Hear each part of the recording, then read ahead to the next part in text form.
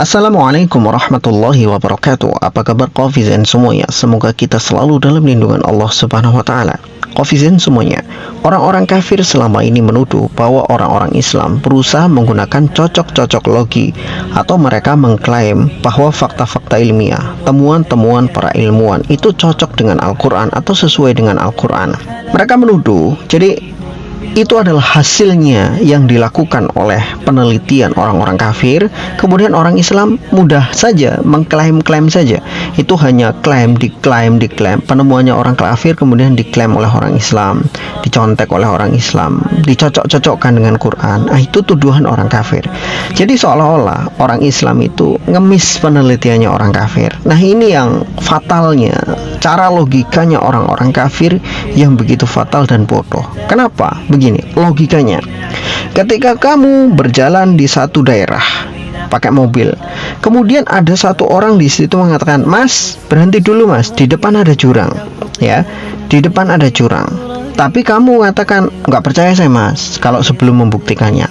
Terus kamu kemudian maju aja. Setelah itu ternyata kamu nyemplung jurang. Setelah kamu nyemplung jurang, kamu selamat. Kemudian kamu mengatakan, "Oh, ini toh jurangnya. Oh, jadi saya menemukan jurang nih. Jurang ini saya klaim ini adalah temuan dari saya karena saya orang yang pertama kali nyemplung di jurang ini." Nah, kalau orang yang tadi itu kan belum pernah nyemplung, dia cuma ngasih tahu di depan ada jurang, dia belum pernah nyemplung. Kalau saya kan sudah nyemplung. Pertanyaannya adalah, siapa yang lebih tahu di depan itu ada jurang? Orang yang pertama ngasih tahu atau orang yang nyemplung ke jurang? Itu pertanyaan sederhananya.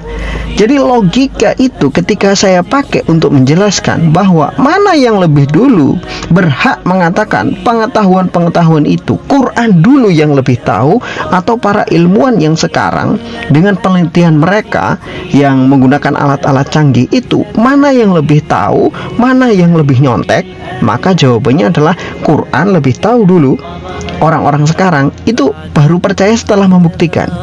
Quran 1400 tahun yang lalu sudah mengatakan itu, sudah memberitahu kepada manusia. Hanya saja manusia itu ngeyel. Mereka nggak mau percaya sebelum mereka melihat langsung atau merasakannya langsung atau menemukannya langsung. Kayak tadi, ketika ada orang jalan kemudian dikasih tahu, "Mas, di depan ada jurang." Saya nggak percaya kalau belum nyemplung. Akhirnya dia nyemplung, baru percaya.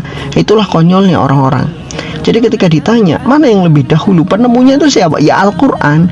Ketika Al-Quran mengatakan was-sama'i dzatir raja', demi langit yang mempunyai kemampuan untuk mengembalikan. Itu was-sama'i dzatir raja', demi langit.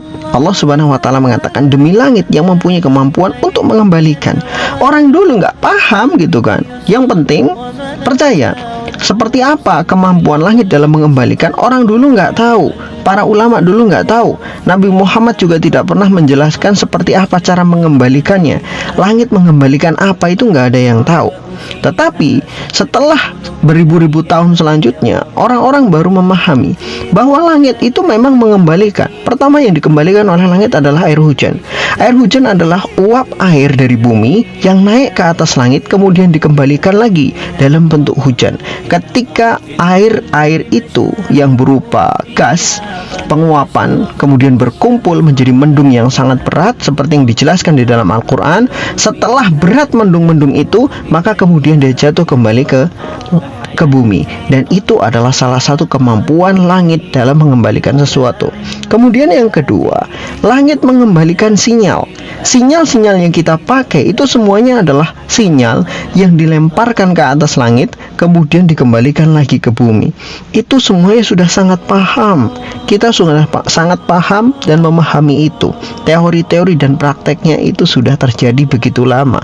Jadi sinyal-sinyal terdahulu seperti sinyal radio dan sinyal lain sebagainya itu dilemparkan dulu ke langit, kemudian baru diarahkan ke tempat tujuannya, frekuensi yang dituju.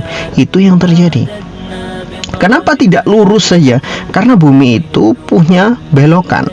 Bumi itu bentuknya bulat sehingga tidak bisa sinyal itu lurus. Jadi harus dihantam ke atas dulu baru dipantulkan ke bawah. Itu cara kerja sinyal.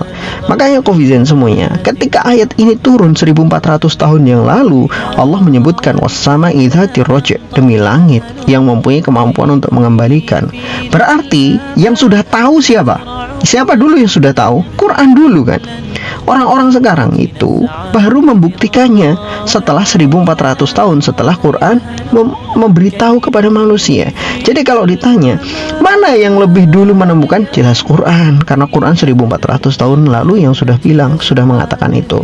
Kemudian ketika Allah Subhanahu wa taala menyebutkan Iqra bismi rabbikal ladzi khalaq, khalaqal insana min 'alaq. Bacalah dengan menyebut nama Tuhanmu yang menciptakan manusia dari al-alaq. Pada saat itu orang tidak tahu yang dimaksud dengan alaq. Alaqo ya'liqu, itu adalah sesuatu yang menggantung, menempel. Dia menempel di dalam satu tempat atau di satu dinding yang kemudian mencengkeram sangat kuat sehingga dia nggak akan pernah jatuh. Itulah alaqo ya'liqu. Seperti yang digambarkan di dalam Al-Quran, Allah menyebutkan bahwa manusia itu diciptakan oleh Allah Subhanahu wa taala dari alaqoh, benda yang menempel.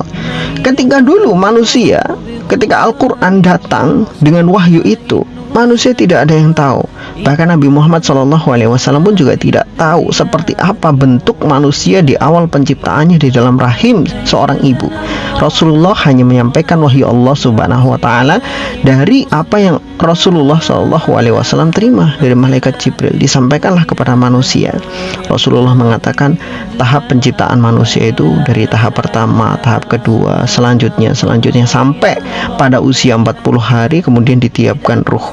Itu semuanya adalah tahapan-tahapan yang dilalui oleh manusia di dalam rahim seorang ibu. Dan tentunya ketika kita berbicara tentang alaqoh, sebuah benda yang menempel, itu menempel di mana? Ternyata menempel di dinding rahim, seperti lintah yang sangat menempel kuat, dan dia menghisap saripati makanan dari rahim seorang ibu. Itu adalah manusia pertama dalam bentuk ciptaan pertama, yaitu alaqoh. Kalau di terjemahan bahasa Indonesia, kata alaqoh, khalaqal insana min alaq, Tuhan menciptakan dari alaq. Alaq diartikan dengan segumpal darah. Padahal kata alaq itu nggak ada hubungannya dengan segumpal darah. Darah itu bahasa Arabnya dam, yang artinya darah. Sedangkan alaqoh itu berasal dari kata alaqo ya'liqu, yang artinya menggantung, menempel. Jadi tidak bisa diartikan dengan segumpal darah. Alaqoh itu sesuatu yang menempel, dan itu memang tidak ada di dalam bahasa Indonesia. Terjemahan bahasa Indonesianya nggak ada, karena kosakata bahasa Indonesia dengan kosakata bahasa Arab itu sangat jauh sekali perbedaannya. Sehingga ketika menerjemahkan Al-Quran ke bahasa Indonesia, banyak sekali kata-kata yang tidak sesuai. Nah inilah, kalau orang-orang kafir yang biasanya mereka seringnya baca kitab terjemahan, lalu kemudian mereka membaca Quran dari terjemahannya saja, wajar mereka nggak bakalan dong, wajar saja mereka nggak akan paham, dan mereka akan salah paham. Kenapa?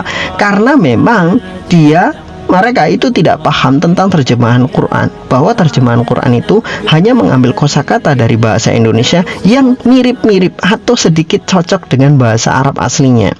Tapi untuk memahami seperti apa Quran yang sebenar-benarnya, ya harus memahami dengan bahasa Arab aslinya supaya kita tidak salah mengartikannya. Contoh kata alaq itu tadi. Jadi ketika kita berbicara, Al-Quran itu sudah melampaui batasan dari generasinya. Berapa batasannya? 1400 tahun. Ketika Al-Quran berbicara tentang janin, ketika Al-Quran berbicara tentang langit, ketika Quran berbicara tentang bumi, 1400 tahun selanjutnya baru semuanya terbuktikan. Jadi kalau sekarang apa yang disampaikan Quran itu sama dengan apa yang dihasilkan oleh para ilmuwan dari penelitiannya, bukannya Quran yang coba mencocokkan dengan mereka, salah. Tapi yang betul adalah mereka itu baru membuktikan apa yang sudah disampaikan Quran. Quran sudah lama mengatakan itu, mereka baru membuktikannya. Itu selesai. Jadi kalau ditanya mana yang lebih dahulu, ya Quran lebih dahulu, bukan mereka. Gitu aja. Wallahu a'lam bishawab. Semoga bermanfaat.